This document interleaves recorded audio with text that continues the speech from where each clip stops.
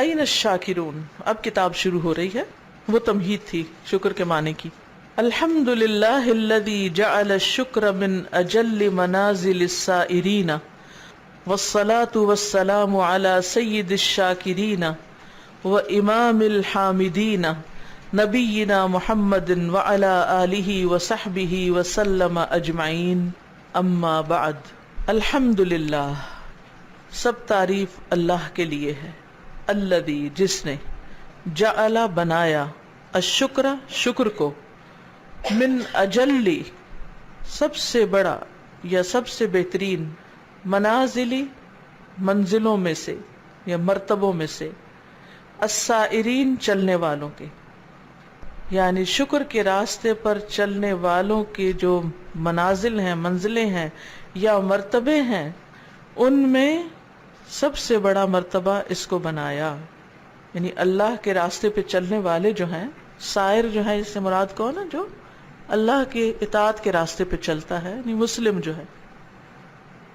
تو منازل مقامات کو کہتے ہیں، مراتب کو کہتے ہیں، درجوں کو کہتے ہیں، یعنی اللہ کے راستے پر چلنے والا، اللہ کی عبادت کرنے والا، اللہ کی اطاعت کرنے والا، اس کا جو سب سے بڑا مرتبہ ہے یا مقام ہے، وہ اس وقت اس کو ملتا ہے جب وہ شکر ادا کرتا ہے، یعنی یہ عبادتوں کی ٹاپ پر ہے۔ والصلاۃ والسلام، اور صلاۃ و سلام ہو، علی سید الشاکرین، شکر کرنے والوں کے سردار محمد صلی اللہ علیہ وسلم پر، یعنی سب سے بڑے وہ شکر گزار تھے۔ نبی صلی اللہ علیہ وسلم کی شکر گزاری کا اظہار کیسے ہوتا تھا؟ کیا کرتے تھے شکر گزار بننے کے لیے آپ؟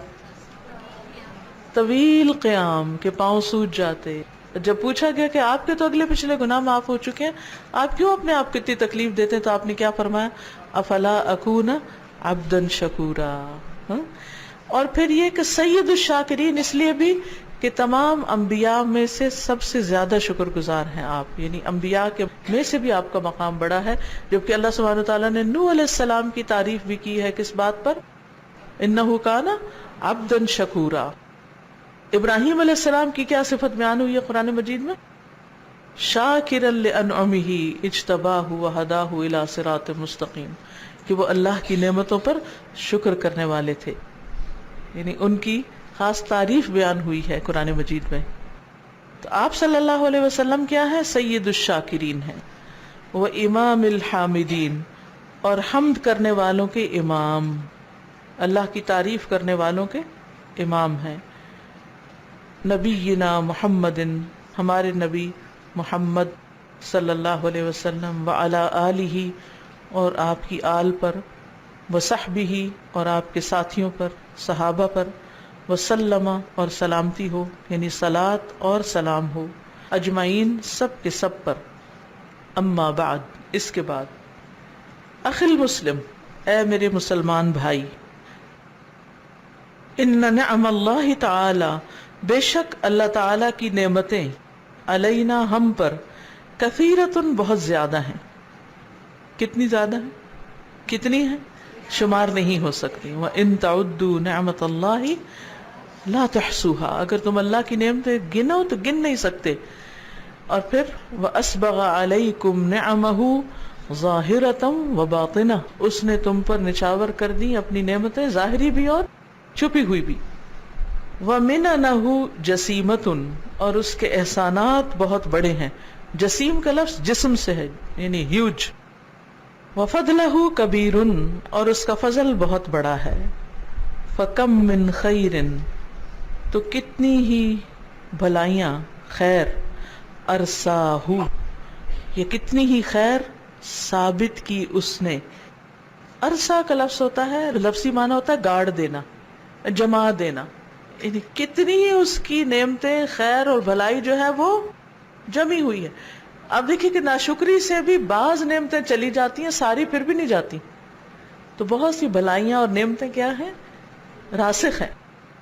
وَكَمْ مِن مَّعْرُوفٍ، اور کتنے ہی احسانات، معروف نیکی کو کہتے ہیں، کتنی ہی نیکیاں یعنی احسانات مراد ہیں، کیونکہ اللہ تعالیٰ کی طرف سے نیکی نہیں ہوتی معروف، بلکہ احسان ہوتا ہے۔ اسداہ اس نے عطا کی، کتنے ہی احسان اس نے عطا کیے، یعنی کتنے احسانات فرمائے، یہ مراد ہے۔ وَكَم مِّن بَلِيَّةٍ دَفَعَهَا اور کتنی ہی بلائیں اس نے دور کر دی۔ بلیہ بلا، بلا کیا ہوتی؟ بلا کس کو کہتے ہیں؟ مصیبت، آزمائش، تکلیف، کتنی ہی بلائیں، کتنے لفظ ہم بولتے ہیں لیکن ہمیں خود بھی نہیں پتا ہم بول کیا رہے ہیں، بس اتنا پتا ہوتا ہے کچھ ہے صحیح، کوئی بلا ہوتی ہے۔ وَكَم مِّن نِقْمَةٍ اور کتنی ہی سزائیں ردہا اس نے ان کو پھیر دیا اور ہمیں پتہ بھی نہیں ہوتا۔ سبحان اللہ، یعنی انسان سجدے میں پڑا رہے شکر کے لیے تو بھی شکر ادا نہیں ہو سکتا۔ اول و آخر سب لوگ اپنی پیدائش سے لے کر موت تک سجدے میں رہیں تب بھی اللہ کا شکر ادا نہیں ہو سکتا، کیونکہ وہ اس طریقے پر نعمت دیتا ہے بندے کو کہ جس کا خود بندے کو بھی نہیں پتا ہوتا۔ اب دیکھیے، جب آپ کسی کے ساتھ کوئی احسان کرتے ہیں تو آپ کی کوشش کیا ہوتی ہے کہ جو ہم اس کے ساتھ کر رہے ہیں اس کو پتا چل جائے میں نے کیا ہے، کر کے بتانا چاہتے ہیں، جتانا چاہتے ہیں، اس سے باز نہیں آتے، اور کوئی بھول جائے تو پھر دوبارہ اس کو یاد کراتے، یاد ہے میں نے یہ کیا تھا۔ اور جو بیچارے بچے وغیرہ ہمارے قبضے میں اللہ نے دے دیے، ان کی تو پچامت ہی رہتی ہے، بار بار احسان جتلاتے رہتے ہیں، بار بار یاد دلاتے رہتے ہیں میں نے یہ بھی کیا، یہ بھی کیا، یہ بھی کیا۔ اور اگر جس کے ساتھ ہم کر رہے ہیں اس کی طرف سے کوئی تکلیف پہنچ جائے پھر کیا کرتے ہیں؟ اگر وہ شکریہ ادا نہ کرے اس کو دشمن بن جاتے ہیں۔ کیا پھر بھی اس کے ساتھ یہ کریں گے کہ اس کو پتہ بھی نہ ہو، اسے خبر بھی نہ ہو، اور ہم اس کے ساتھ احسان کرتے ہی چلے جائیں چاہے وہ مانے یا نہ مانے؟ کوئی ہے ایسا احسان کرنے والا بندوں میں سے کہ جو ہمارے احسان کو نہ مانے ہم پھر اس کے ساتھ احسان کریں؟ کتنے ہی بندے زمین پر ایسے ہیں جو اللہ کو بھی نہیں مانتے، اس کے احسانات کو نہیں مانتے، اس کی نعمتوں کا اعتراف ہی نہیں کرتے، اس کے باوجود وہ ان سے بلائیں ٹالتا رہتا ہے اور ان پر احسان کرتا ہی چلا جاتا ہے۔ اللہ کا احسان بہت بڑا ہے، اس کا فضل بہت عظیم ہے، اور پھر ہم جو کچھ کرتے ہیں وہ بہت تھوڑا ہوتا ہے، اور جو کچھ وہ عطا کرتا ہے وہ بہت بڑا ہوتا ہے۔ اگر انسان صرف یہ سوچ بھی لے نا تو واقعی وہ شکر گزار ہو جائے۔ کم من بلیۃ دفعها وکم من نقمت ردہا، کتنی ہی سزائیں اس نے پھیر دی جو ہم ڈیزرو کرتے تھے اپنے گناہوں کی وجہ سے، شامت آنی چاہیے تھی لیکن اس نے ہمیں بچا لیا، جس کے لیے ہم کہتے ہیں نا وَنَعُوذُ بِاللَّهِ مِن شُرُورِ أَنفُسِنَا وَمِن سَيِّئَاتِ أَعْمَالِنَا، کہ ہم اپنے اعمال کی، اپنے کرتوتوں کی برائیوں سے ہم اپنے آپ کو پھر اللہ ہی کی پناہ میں دیتے ہیں، اسی کو ناراض کرتے ہیں، پھر معافی کے لیے بھی اسی کے پاس جاتے ہیں، اس سے ڈرتے ہیں، پھر اسی کی پناہ لیتے ہیں، اس سے ڈرتے ہیں اور اسی کی پناہ لیتے ہیں، اسی کی طرف راغب ہوتے ہیں۔ کوئی اور ایسا ہے کہ جس سے ہم ڈریں اور پھر ہم اس کے پاس جائیں ذرا ہمیں بچا لو؟ اس سے تو بھاگیں گے۔ سوچئے، یاد کیجئے کوئی بھی ایسا گناہ جس کے کرنے کے بعد آپ کو ڈر لگا، آپ کو ڈر لگا کہ اب آئی میری شامت، اب آئی میری پکڑ، اور پھر اللہ نے آپ کو پکڑا نہیں، آپ کو چھوڑ دیا، بلکہ کوئی اور نعمت بھی دے دی، اس پر کیا شکر ادا کیا ہم نے؟ پھر کتنے اطاعت گزار ہوئے اس کے بعد، تھوڑے دن کے بعد پھر بھول گئے، پھر اسی ڈگر پہ آ گئے۔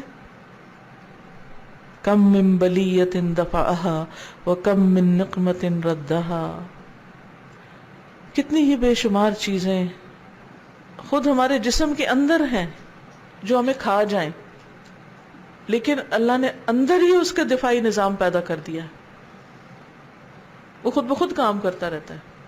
کوئی ایسی چیز ہمارے جسم میں، کوئی جراثیم داخل ہوتے ہیں تو اللہ تعالیٰ نے اندر ایسے فوجی بٹھائے ہوئے ہیں، وہ فوراً مقابلہ کر کے ان کو ختم کر دیتے ہیں کہ تمہیں نہیں آگے بڑھنا۔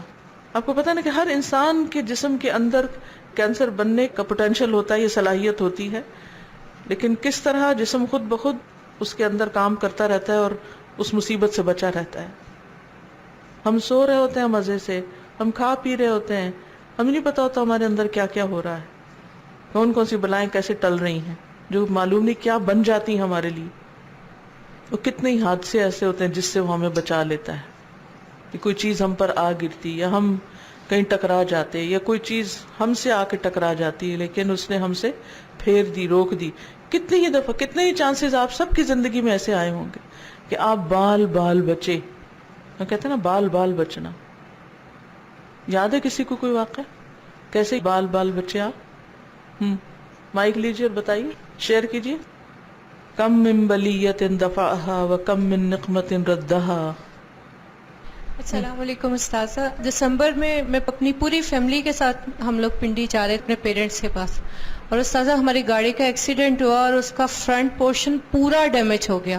ہم لوگوں میں سے کسی کو کوئی خراش نہیں آئی الحمدللہ. الحمدللہ. اور واقعی وہاں مجھے لگا کہ ہم بال بال بچ گئے.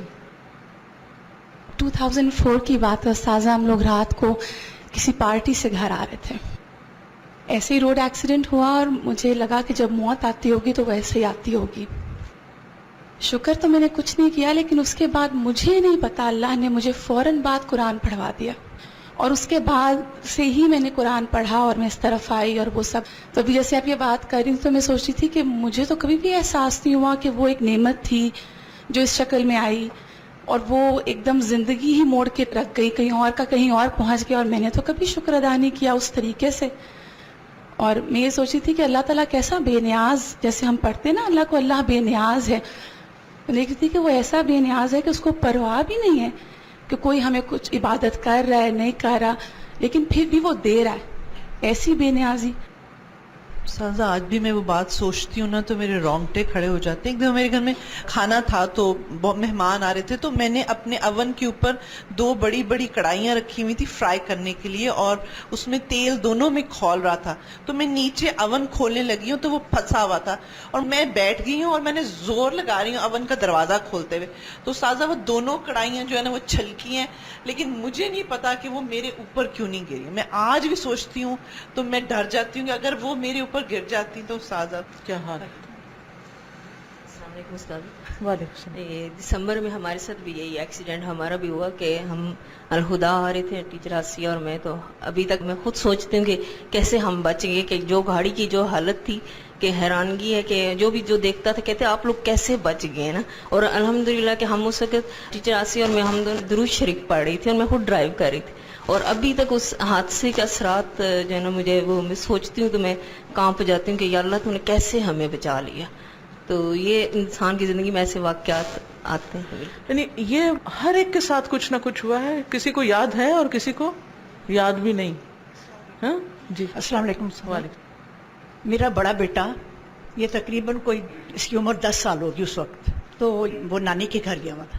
استاد اتنا بڑا ایک کرامت تھی کہ یہ 3 منزل سے اوپر سے گرتا ہوا نیچے آیا اور آ کے کرسی پڑی ہوئی تھی، اس پہ اللہ تعالیٰ نے ایسے اس کو بٹھا دیا. اس کو اتنی سی چوٹ، اتنا سا کچھ نہیں ہوا، صرف وہ چپ کر کے بیٹھا ہوا تھا. تو بڑی بیٹی میری سمیتا گئی تو اس نے جا کے دیکھا یہ چپ کر کے کہاں بیٹھا، یہ کہاں گرا اوپر سے، کہاں گیا. یہ سارے نیچے آئے، دیکھا تو کرسی پہ بیٹھا ہوا تھا. تو انہوں نے کہا تجھے کیا ہوا ہے؟ کہتا ہے میں بالکل ٹھیک ہوں، مجھے کچھ نہیں ہوا. اس نے کہا یہ کیسے ہو سکتا ہے، کیا ہوا ہے؟ کہتا ہے میں اوپر سے آ رہا تھا نا جب نیچے، تو بس میرے دل کو ایسے لگتا تھا جیسے ڈول کسی کنویں میں جا رہا ہے.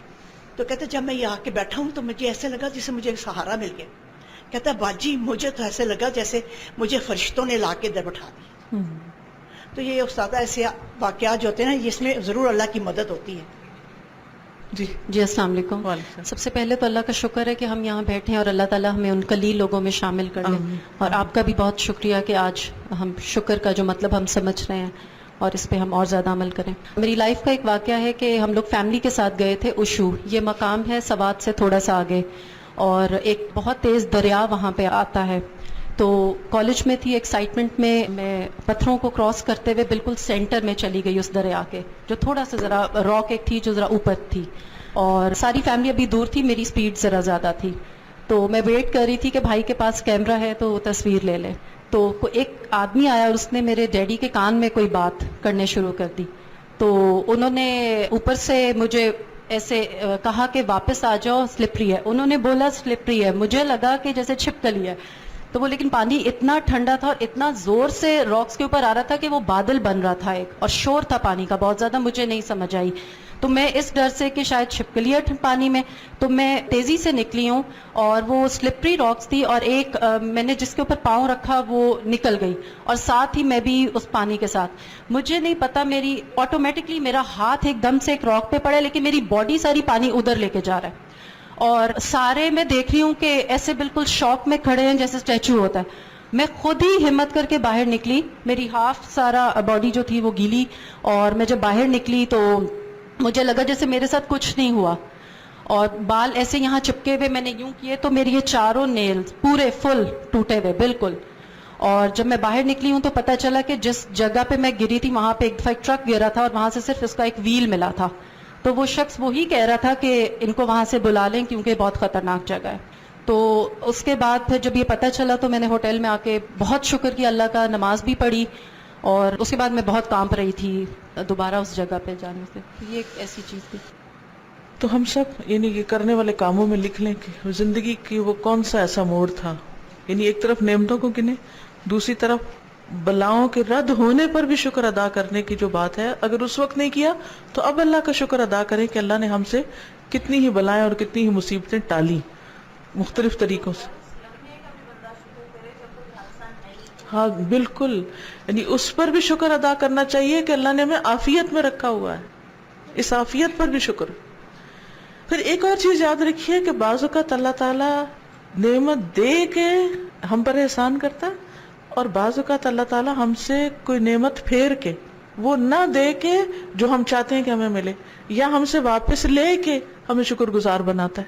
کیونکہ جب تک کوئی نعمت ہمارے پاس ہوتی ہے ہم شکر کم کرتے ہیں اس کا، لیکن جب وہ نعمت چلی جاتی ہے تو پھر ہم اسی نعمت پر جو چلی گئی زیادہ شکر گزار ہو جاتے ہیں.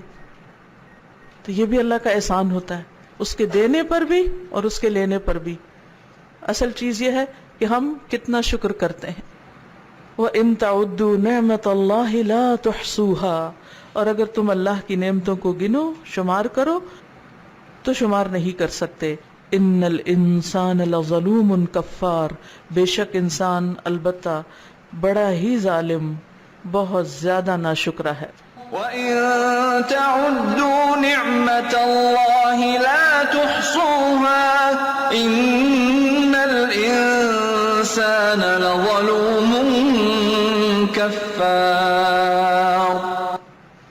ظالم کون ہوتا ہے؟ جو کسی کو اس کا حق نہ دے. تو جب ہم عبادت نہیں کرتے، شکر ادا نہیں کرتے اللہ سبحانہ وتعالیٰ کا، تو دراصل ہم ظلم کر رہے ہوتے ہیں اور ساتھ ساتھ ناشکری بھی کر رہے ہوتے ہیں.